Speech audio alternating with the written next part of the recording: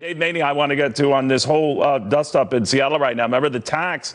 Dave, you were saying that this would probably not last too long, where they're going to charge companies to help pay for the homeless problem. And though it passed, before it can be implemented, they pulled it. That's essentially the case, isn't it? It appears to be the case, yeah. It's the most ludicrous thing you've ever seen. It's cities sort of eating their own and turning on their economic engines. This one's a blue state phenomenon. I do a lot of business in Silicon Valley and in the city of San Francisco. And I got to tell you, every time I go out there, all I hear is from how many companies are trying to move jobs out and how many people are trying to move out.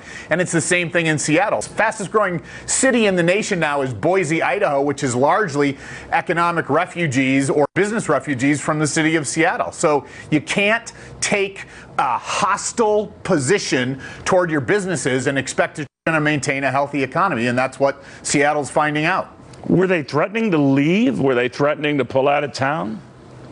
They weren't threatening to leave, but they were, as you know, they're already, Seattle or Amazon's already pursuing a second headquarters city. That's a big, much hyped thing. So they were establishing kind of another center of gravity, and then they also were building 2 towers in downtown Seattle, and said, well, you know what, maybe we'll pause construction on this. They actually did for a short period of time. This was a bureaucratic piece of idiocy like I've rarely seen. It was a 26.042 cents per hour per employee working tax. So in effect, it was saying to an entrepreneur like me, the meter's going to be running every time you hire somebody, even for a part-time thing to do a job.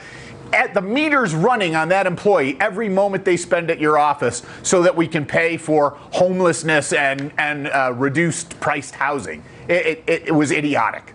All right, I'll put it down as a maybe on the whole tax idea. But Dave, it's always good seeing you, my friend. Thank you very much. Dave Maney again.